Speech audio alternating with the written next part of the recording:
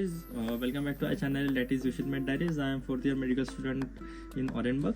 तो गाइस आज का टॉपिक है कि कौन से कंट्रीज़ बेस्ट है अपने एमबीबीएस के लिए। तो सबसे पहले मैं बताना चाहूँगा कि सबसे बेस्ट कंट्री मेरे हिसाब से तो रशिया है, देन जॉर्जिया है, लेकिन मैं सबसे ज़्यादा प्रायोरिटी देना चाहूँगा रशिया को। बहुत सारे कंट्री से भी आप कर सकते हो, चाइना, किर्गिस्तान, कजाकिस्तान, उज़्बेकिस्तान, ये बहुत सारे, लेकिन इसमें बहुत सारे फैक्टर्स देखना पड़ता है। अपना सबसे मेजर फैक्टर है और बहुत इंपॉर्टेंट फैक्टर है सारे एफएमजी के लिए। मतलब जो एफएमजी एग्ज़ाम क्या है, जो कि आपको आपके एमबीबीएस अब्रॉड से करने के बाद इंडिया में लाइसेंस के लिए करना पड़ता है। ये इंपॉर्टेंट है। तो इसका सबसे पहले जो एनएमसी, जो national medical council of India, जो बोलती है कि आपका अगर ड्यूरेशन 5 साल का हो और प्लस उसमें इंटर्नशिप हो, मतलब टोटल ड्यूरेशन 6 साल। And second most important factor जो कि आपका पूरा कोर्स इंग्लिश में ही चाहिए, तो ही जाके एनएमसी आपको अलाउ करती है एफएमजी एग्ज़ाम के लिए। तो ये बहुत इंपॉर्टेंट है। जो कि 2 फैक्टर है, आपका ड्यूरेशन 6 साल का होना चाहिए और जो आपका मीडियम है वो इंग्लिश होना चाहिए 100%। एंड फिर अदर फैक्टर की बात करेंगे अपन, जो कि होता है मनी को लेके।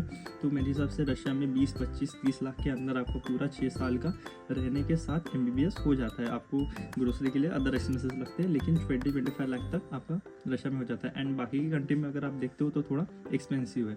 एंड एट द एंड अगर आपको एफएमजी देना है, आपको कंट्री मैटर नहीं करता है, तो रशिया बेस्ट है। एंड फिर उसके बाद जो फैक्टर आता है, हम बात करेंगे रिलेशनशिप को लेके कि अभी अपने इंडिया के साथ किस कंट्री के रिलेशनशिप अच्छे है। तो सबसे ज़्यादा अच्छे तो आपको भी पता है कि रशिया के साथ है, तो इन फ्यूचर कोई भी प्रॉब्लम नहीं होती है। तो ये भी एक इंपॉर्टेंट पॉइंट है। एडमिशन लेने के पहले आप ये भी देखना कि जिस भी कॉलेज में जा रहे हो कि उसका एक्सपीरियंस कितना है, मतलब वहाँ से इंडियन स्टूडेंट पास आउट हुए कि नहीं हुए, क्योंकि रशिया से सबसे ज़्यादा पास आउट होते हैं। तो कॉलेज को पता रहता है कि किस सिलेबस से पढ़ाई करना है, कैसे क्या पढ़ाना है, एंड उनको इंग्लिश भी उनकी अच्छी रहती है। तो क्योंकि एक ही कंट्री मेरे हिसाब से रशिया, जो कि बहुत सालों साल से यहाँ पे इंडियन स्टूडेंट आ। फिर उसके बाद जो पॉइंट आता है वो कि आता है एफएमजी रेशो को लेके कि मतलब कितना परसेंट एफएमजी रेशो रहता है उस पर्टिकुलर कॉलेज का, उस पर्टिकुलर कंट्री का। तो बहुत से कॉलेजेस है रशिया में, एंड सभी कॉलेज का डिफाइन करता है, मतलब कि अलग अलग होता है सबका। किसी का 10%, किसी का 20, किसी का 70, किसी का 80। तो आप उसके हिसाब से वो भी डिसाइड कर लेना कि कौन सा सबसे ज़्यादा है। एंड और एक इम्पॉर्टेंट पॉइंट है ट्रांसपोर्टेशन को लेके कि यहाँ पे ट्रांसपोर्टेशन कैसे होता है, मतलब इंडिया से रशिया कैसे आते हैं, मेन ये भी रहता है। क्योंकि कौन से कंट्री जो काफ़ी दूर है, एंड मतलब नहीं बनता, बहुत दूर रहने के बाद उसकी टिकट ही 2-3 लाख की हो जाती है। तो रशिया की जो टिकट होती है, जो कि हम करते हैं 6 महीने पहले, 4-5 महीने पहले भी करते हो, तो वो आपको 40-50,000 में 2 वे हो जाते हैं, मतलब आना जाना, मतलब 1 वे अप्रोक्स 20,000। लेकिन अगर आप बहुत मतलब जैसे कि अभी आपको 1 हफ्ता बाकी है जाने के लिए, तब करते हो, उस केस में महंगी होती है।